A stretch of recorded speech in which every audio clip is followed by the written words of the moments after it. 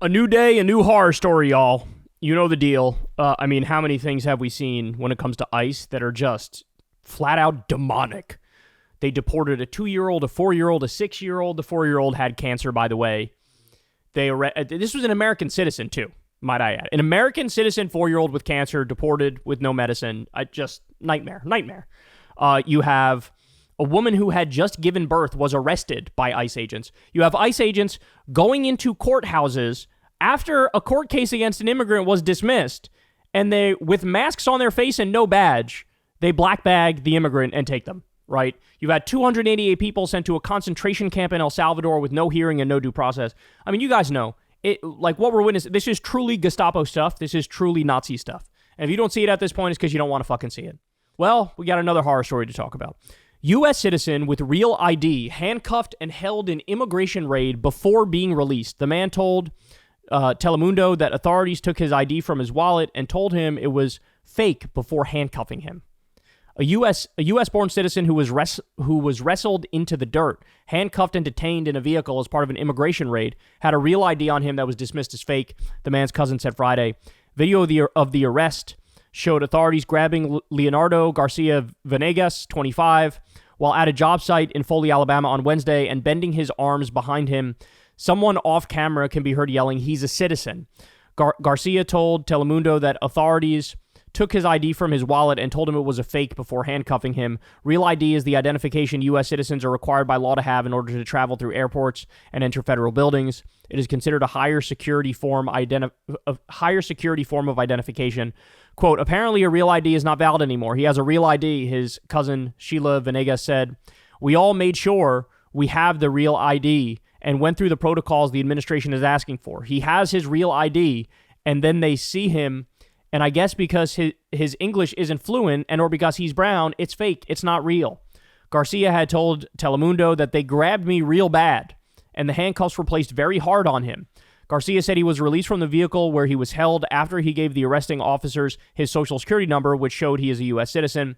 The arrest has left Garcia, who was born in Florida, shaken, particularly because the officers also arrested and detained his brother, who is not in the country legally, Venegas said. She added that Garcia lived with his brother. Their parents are from Mexico. So here you have a guy, citizen, working.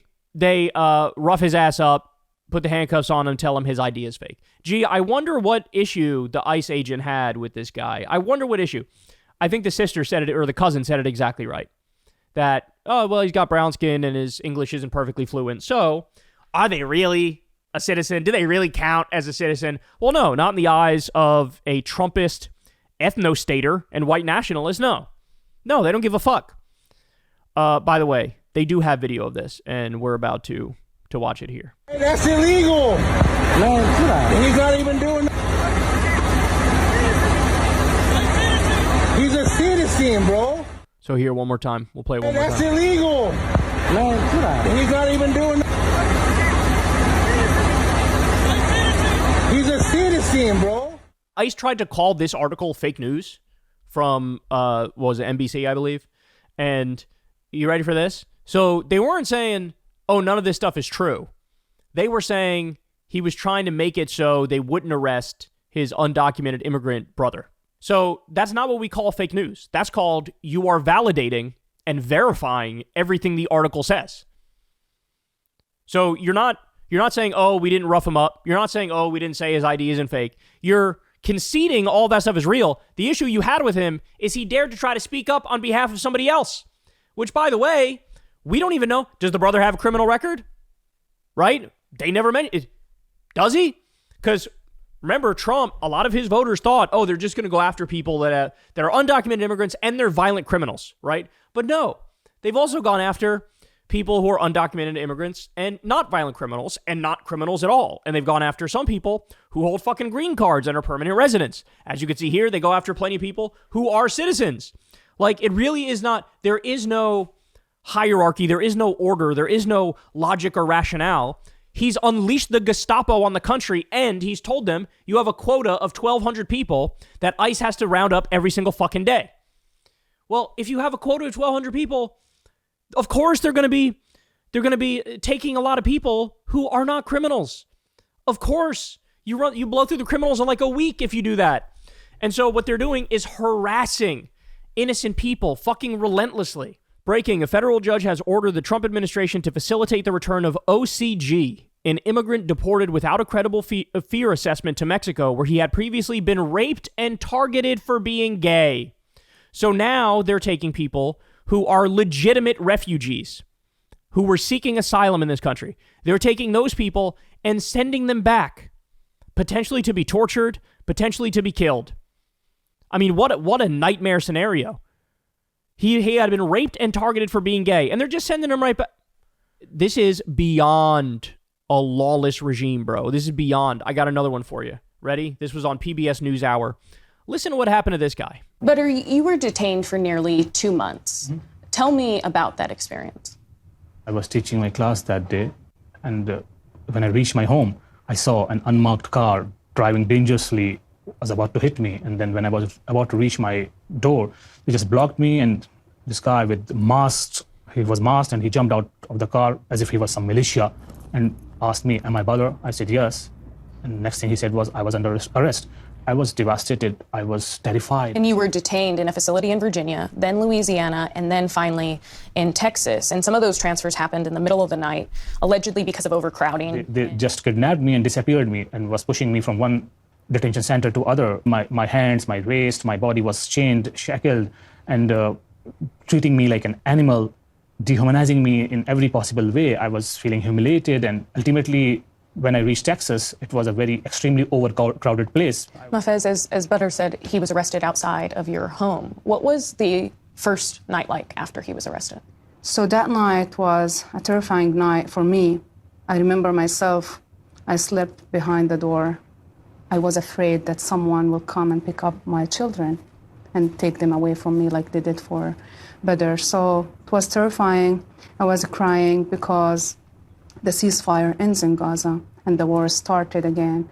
I was trying to reach my family in Gaza, and I couldn't for some time. Then when I talked with my mother, her voice was breaking, and then she was crying. I was crying for many reasons, crying about my husband and the people who have been killed in Gaza. And can you describe what it was like when Badr was finally released and was able to return home?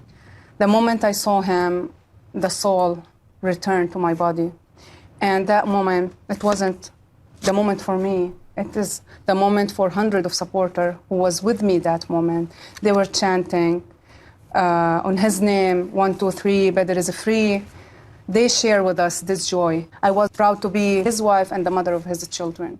Yeah, good idea. Let's just round up academics all willy-nilly all the time. Let's round up academics. Let's say that foreign students aren't allowed here anymore. Let's take Israel critics and lock them up indefinitely. Do people not see what this is yet? Do you realize it's no longer debatable that we 100% live in an authoritarian fascist country? Do you see that? That like the idea of actually having free speech protections at this point, it's a fucking mirage. In fact, all the countries that the U.S. used to lambast as if they don't support free speech, they're way more pro-free speech now than we are. Are you fucking kidding me? You don't have free speech in this country anymore. Those days are gone, bro. Those days are gone. So the ICE thugs are at it again. They're not stopping. And look, it has to be said too, the courts have been doing their fucking job. There was a statistic I read the other day, over 90% of the court decisions have cut against the Trump regime because they're doing things that are so wildly illegal. But ultimately, if they keep plowing ahead and they don't listen to the courts, like functionally, what's the difference? What does it matter? You know, you could have the right laws on paper, but if they just ignore them, then we are living in a fucking lawless mafia autocracy, and that's what this is. Hey y'all, do me a favor and like and subscribe. It helps out big time in the algorithm. Click the bell as well for notifications when videos drop, and watch that video on screen right now. You know you want to.